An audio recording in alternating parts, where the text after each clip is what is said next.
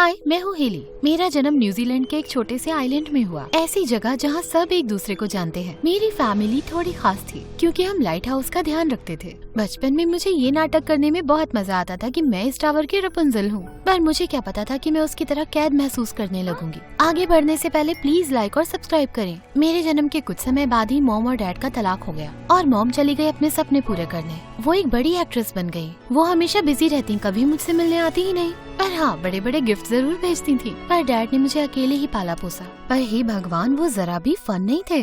Dad तो बहुत ही strict थे और यहाँ के लोकल हीरो भी। सालों पहले उन्होंने देखा कि तूफान की रात में जहाज पत्थर से टकराकर डूबने वाला है। हिम्मत दिखाकर उन्होंने सबको बचा लिया और कसम खा ली कि अब से लाइट हाउस कभी नहीं छोड़ेंगे। सचमुच कभी नहीं। हम कभी छुट्टियों पर नहीं जाते और हफ्ते में एक बार मार्केट जाते हैं, वो भी सब्जी खरीदने। पर मैं एडवेंचर ढूंढने की तलाश में हमेशा रहती। 5 साल की उम्र में जब हम मार्केट में थे, मैं चुपके से एक मछुआरों की बोट में छुप गई जो जाने ही वाली थी। आया कैप्टन, चलने के लिए तैयार। कौन है ये बच्ची? ऑफ कोर्स डैड तो इससे बहुत गुस्सा हुए, पर मुझे ब्लेम कर सकते हो कि मैं इस टावर में फंसे रहने की जगह फिशिंग पर जाना चाहती थी। वैसे ये उतना बुरा भी नहीं था। डैड और मैं साथ में मूवीज देखते और मॉम की मूवीज मेरी फेवरेट थी। मुझे बहुत अच्छा लगता था कि वो ग्लैमरस थी। मैं उनकी जैसा बनना चाहती थी। उम्र के साथ साथ ये सपना भी बड़ा होता गया। हाँ, स्कूल शुरू हुआ तो मेरे दोस्त बने और मुझे ये जगह पसंद थी, पर मुझे और चाहिए था। डैड, मैं एक्टिंग क्लास ले सकती हूँ? कितनी बार बोल चुका हूँ, इस आइलैंड पर एक्टिंग क्लास नहीं है। पर अगर हम शिफ्ट हो गए तो? ऐसा नहीं होगा, हमारी जिंदगी यही है। वेल, उनकी जिंदगी होगी, पर मेरी किस्मत ये नहीं है। फिर 10th क्लास में मेरे पास एक मौका आया। जब मैं स्कूल में थी तो मैंने देखा बुलेटिन बोर्ड पर एक फ्लायर लगा हुआ है। एक फेमस एक्टिंग प्रोग्राम को इस एरिया से एक एक्टर की जरूरत थी। जो भी ऑडिशन पास करेगा उसे एक्टिंग क्लासेस मिलेंगी और जो सबसे अच्छा परफॉर्म करेगा उसे पॉपुलर टीवी शो में 1 साल तक काम मिलेगा। मैंने डैड को कुछ नहीं बताया। कास्टिंग के दिन पर मैंने स्कूल से छुट्टी मारी और मेनलैंड के लिए बोट पर अकेली बैठ गई। कॉन्टेस्ट शुरू हुआ और मैंने देखा कि कैमरे के सामने जाना मेरे लिए बहुत आसान था। मैंने किसी को अपनी मॉम के बारे में नहीं बताया ताकि कोई मुझसे ज्यादा उम्मीद न रखे। उस रात ऑडिशन के रिजल्ट देखने के लिए मैंने टीवी लगाया और डैड तभी आए जब स्क्रीन पर मेरा नाम आया। ऑडिशन में मैं पास हो गई थी। हेली, यकीन नहीं होता कि तुम अकेले चली गई थी। आई एम सॉरी, पर आप मुझे पार्टिसिपेट नहीं करने देते। प्लीज डैड, मुझे ये करने दीजिए। हार कर उन्होंने मुझे परमिशन दे ही दी। मैं खुशी से कूदकर उनके गले लग गई। अगले 6 महीने तक वो मेरे साथ मेनलैंड गए सारी क्लासेस के लिए। सब खत्म होने पर मुझे एक टॉक शो में बुलाया गया जहाँ मुझे ये पता चलेगा कि कौन सा टीवी शो मुझे हायर करेगा। मैं होस्ट से बातें कर रही थी कि अचानक से ऑडियंस में से कोई स्टेज पर आ गया। बहुत बढ़िया हेली, मैं जानती थी कि तुम ये कर सकती हो। सब लोग हैरान हो गए एक वर्ल्ड फेमस एक्ट्रेस को वहाँ देखकर, पर मेरे लिए वो थी मॉम। बिल्कुल, इतने सालों के बाद हम साथ आ गए बेटा, और हमें साथ में काम करने मिलेगा एक नए टीवी शो में। मॉम ने मुझे हक किया और लोगों ने तालियां बजाई। मुझे समझ नहीं आया क्या कहूँ। मुझे नहीं पता था इसमें उनका हाथ था। मैं मॉम के साथ बैक स्टेज गई जहाँ डैड वेट कर रहे थे। मिलकर अच्छा लगा सीलिया। 15 साल हो चुके हैं ना, और अचानक तुम हेली की प्यारी माँ बनकर आ गई उसे यहाँ से ले जाने के लिए। अगर तुम इतने अच्छे पिता हो तो उसके सपनों के आड़े मत आओ और अपनी ये बदसूरत टाई को सीधा करोगे प्लीज। दिमाग खराब हो रहा है देख के। मॉम चली गई और डैड दुखी लग रहे थे। डैड, मैं जानती हूँ आपने ये एक्सपेक्ट नहीं किया था, पर आपको मुझ पे गर्व नहीं? ऑफ कोर्स है बेटा, पर शायद मैं तुम्हें जाने देने के लिए अभी तैयार नहीं हूँ। उन्हें दुखी देखकर मुझे बुरा लगा। शायद मुझे नहीं जाना चाहिए। नहीं, वो सही कह रही है। तुम्हें अपने सपने पूरे करने का हक है और मैं यहीं रहूंगा। और 2 दिन के बाद सामान बांधकर मैं जाने को तैयार थी। हम एयरपोर्ट पर उतरे और एक लिमोजिन हमें मॉम के घर ले गई। घर नहीं, महल था। और फिर मॉम ने मुझे मेरा सुंदर सा कमरा दिखाया। एक बड़ी सी अलमारी थी जो भरी हुई थी डिजाइनर कपड़ों और चीजों से। क्या मैं सपना देख रही हूँ? नहीं बेटा, ये तुम्हारी लाइफ है अब। मॉम, मैं बस एक चीज नहीं समझ पा रही, आप मुझसे कभी मिलने क्यों नहीं आई? ओह स्वीटी, मेरा आने का बहुत मन था पर कभी समय नहीं मिला। तुम नहीं जानती, इस इंडस्ट्री में जगह बनाना बहुत मुश्किल है बिना किसी सपोर्ट और कनेक्शन के। मेरे पास तो पैसे भी नहीं थे। लड़ना पड़ा लोगों से अच्छे रोल्स और अपॉर्चुनिटीज के लिए। पर अब तुम्हें ऐसा नहीं करना पड़ेगा क्योंकि मैं तुम्हारे लिए सब आसान बना दूंगी। उनका प्यार और ध्यान पाकर मैं बहुत खुश थी और बहुत अच्छा लगा कि ग्रेट सीलिया मेरी माँ थी। और जल्द ही मुझे पता लगा कि मॉम थोड़ी अजीब थी। अपने सारे कपड़े और जूतों को वो कलर से अरेंज करती।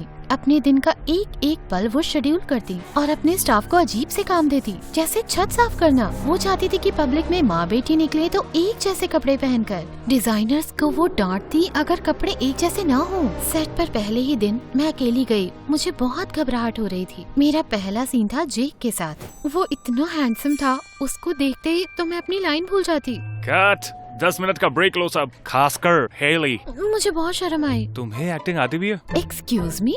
बस बोल रहा हूँ, और भी होनहार लड़कियाँ हैं जो तुम्हारी जगह ले सकती हैं। अगर तुम कुछ अच्छा नहीं कह सकते हो तो तुम चुप भी रह सकते हो। अगर तुम एक्टिंग नहीं कर सकती तो तुम भी जा सकती हो। बदतमीज कहीं का। मैंने खुद को शांत किया और अगले टेक में अपनी लाइंस अच्छे से बोली, पर उसके बाद से हम दोनों एक दूसरे को तंग करते रहते। सीन के दौरान वो अजीब शक्लें बनाता मुझे डिस्ट्रैक्ट करने के लिए, तो मैंने उसकी कॉफी में जमाल घोटा मिला दिया ताकि वो बाथरूम में बैठा रहे। उसने मेरे जूतों में पॉटी डाली तो मैंने उसके चेयर पे गोंद लगा दी। समझ गए ना आप? पर एक दिन मुझे पता चला मेकअप आर्टिस्ट का बर्थडे था, तो उसे सरप्राइज देने के लिए मैंने बड़ा सा केक मंगाया। ये तुम्हारा आइडिया था क्या? हाँ, क्यों? तुमने केक में कुछ डाला है? अरे नहीं, पर तुम्हें चॉकलेट मंगाना चाहिए था। पाइनएप्पल किसे पसंद है? स्पंज बॉब को। पर उस दिन से जेक और मेरी दोस्ती हो गई। लंच में हम बात करते, अपनी लाइंस रिहर्स करते और प्रैंक्स बंद हो गए लगभग। लेकिन मॉम के साथ काम करना बिल्कुल आसान नहीं था। उन्हें सब कुछ परफेक्ट चाहिए होता था। एक ही सीन मुझसे 20 बार करवाती थी। मैं तो सीखना चाहती थी, इसीलिए मुझे बुरा नहीं लगता, पर वो ऐसा हर किसी के साथ करती थी। जैसे एक बार उनकी असिस्टेंट गलत कॉफी ले आई। मैंने कहा था चीनी नहीं, और हमेशा मेरी कॉफी को पोस्टर पर रखा करो। चम्मच लेफ्ट में, नैपकिन राइट में। तुम किंडरगार्टन भी नहीं गई हो क्या? और एक बार कैमरा विमेन के साथ। मुझे गलत एंगल से शूट कर रही हो तुम। देखो, कैमरा के सामने आने लायक शक्ल तो है नहीं तुम्हारी। कैमरे के पीछे तो सही से काम करना सीख लो। और अपनी आईब्रोज बनवा कर आओगी जरा। एक कीचुए जैसी लगती है और दूसरी एक मोटे कैटरपिलर जैसी। मुझे बिल्कुल पसंद नहीं। एक दिन मॉम के साथ मेरा लंबा सीन था और वो मेरी छोटी से छोटी गलती को पॉइंट आउट कर रही थी। ब्रेक में वो इस पर और बात करना चाहती थी, तो मैं चली गई बाथरूम में। खिड़की से कूदकर बाहर गई सीधा जेक के ट्रेलर में। जेक, दरवाजा खोलो। अरे नहीं, एक पागल फैन आ गया। सिक्योरिटी। अभी तंग किया तो मुंह पर मुक्का दे मारूंगी मैं। अरे ठीक है, क्या हो गया? मैंने उसे बताया कि मेरी मॉम इतनी मांगे करके मुझे तंग कर रही थी। वेल, तुम्हें क्या लगा कि तुम्हारी मॉम और कैसी होंगी? क्या मतलब? सब जानते हैं कि तुम्हारी मॉम के साथ काम करना मुश्किल है। उनके बर्ताव की वजह से उन्हें कोई पसंद नहीं करता। मुझे कॉन्ट्रैक्ट साइन करना पड़ा कि मैं उनसे लड़ाई नहीं करूंगा क्योंकि बदतमीज लोग मुझे पसंद नहीं है। ये सही नहीं है। हाँ, मॉम को इम्प्रेस करना मुश्किल है, पर वो इसलिए क्योंकि वो अपने काम को लेकर पैशनेट है। काम को लेकर हम सब भी पैशनेट हैं, पर हम नौटंकी नहीं करते। तुम नहीं जानते कि उन्होंने क्या क्या सहा है। उनके पास कोई सपोर्ट नहीं था। सालों तक उन्होंने स्ट्रगल किया है। देखो, मैं थोड़ी फ्रस्ट्रेटेड थी तो तुम्हारे पास आ गई, पर इसका मतलब ये नहीं कि तुम मेरी माँ की बुराई करो। मैं जाने ही वाली थी कि जेक ने मुझे रोक लिया। तुम सही हो, आई एम सॉरी। तुम तो मुझसे बस बात करने आई थी। वो तुम्हारी मॉम है तो शायद तुम उनसे कह सकती हो कि वो तुम पर इतना दबाव न डालें, क्योंकि मुझे लगता है कि तुम बहुत ही अच्छी, मेरा मतलब है तुम ठीक हो। पता नहीं क्यों, पर जाते वक्त दिल में बेचैनी हुई। पर मैंने जेक की एडवाइस मानकर मॉम से बात नहीं की। मैं समझ गई थी कि वो ऐसी ही है और उन्हें मुझ पर गर्व हो, तो इसीलिए मुझे और मेहनत करनी होगी। जल्द ही हमें रेटिंग्स मिली थी हमारे नए सीजन के लिए। ये बहुत अच्छा रहा। स्टूडियो हमें दूसरे सीजन के लिए भी साइन करना चाहता था। ये तो बहुत अच्छा है, लेकिन अगर आप चाहते हो कि हेली रहे तो आपको पैसा डबल करना होगा। हमारे पास इतना पैसा नहीं है। मॉम, इसकी कोई पैसा बढ़ाओ वरना हेली गए। ठीक है, पर क्या तुम दोनों विंटर ब्रेक्स में भी काम करने को तैयार हो? नहीं, मेरा प्लान था डैड से मिलने का। हाँ, कोई दिक्कत नहीं, प्लान बदल सकते हैं। ऑफिस से निकलते वक्त मुझे बहुत गुस्सा आया। मैंने डैड से प्रॉमिस किया था कि मैं उनसे मिलूंगी। हे, कामयाबी के लिए कुर्बानियाँ देनी पड़ती हैं, वरना तुम चाहो तो अपनी पुरानी जिंदगी में वापस जा सकती हो। ये सुन के मैंने बहस करना बंद कर दिया, क्योंकि वापस जाने का तो मैं सोच भी नहीं सकती थी। मैंने डैड को खबर सुनाई तो वो दुखी थे, पर समझ गए थे। अगले दिन मीटिंग में डायरेक्टर ने बताया कि जेक और मेरा कैरेक्टर अगले सीजन में डेट करने वाले थे। इससे अच्छा मेंढक को किस कर लूं? इससे अच्छा मेंढक की पॉटी किस कर लूं? उस दिन अपने दांत ब्रश करके आना हेली। मैं तो लहसुन खा के आऊंगी उस दिन। मुझे तो कुछ रोमांटिक करने की उम्मीद थी। वो मजाक कर रहा था क्या? लेकिन तभी मॉम मुझे खींच कर ले गई। जब हम कार में बैठे तो वो मुझे भाषण देने लगी कि अपने को स्टार के ऊपर क्रश नहीं होना चाहिए। ये मेरे बस में था क्या? हाँ, है क्रश जेक पर। उस शाम मैं अपने कमरे में एमएससी वीडियोस देख रही थी कि जेक ने कॉल किया। हेली, तुमने न्यूज़ देखी क्या? मैंने टीवी ऑन किया। न्यूज में देखा कि एक बहुत बड़ा तूफान आया था जिसमें मेरे आइलैंड को काफी नुकसान पहुंचा है। मैंने डैड को कॉल किया पर फोन नहीं लगा। मुझे बहुत चिंता हो रही थी। फाइनली घंटों बाद डैड का कॉल आया। मैं ठीक हूँ, बस मेरा हाथ टूट गया है और उसके लिए सर्जरी करनी पड़ेगी। लाइट हाउस को भी नुकसान पहुँचा है और पूरे शहर को भी।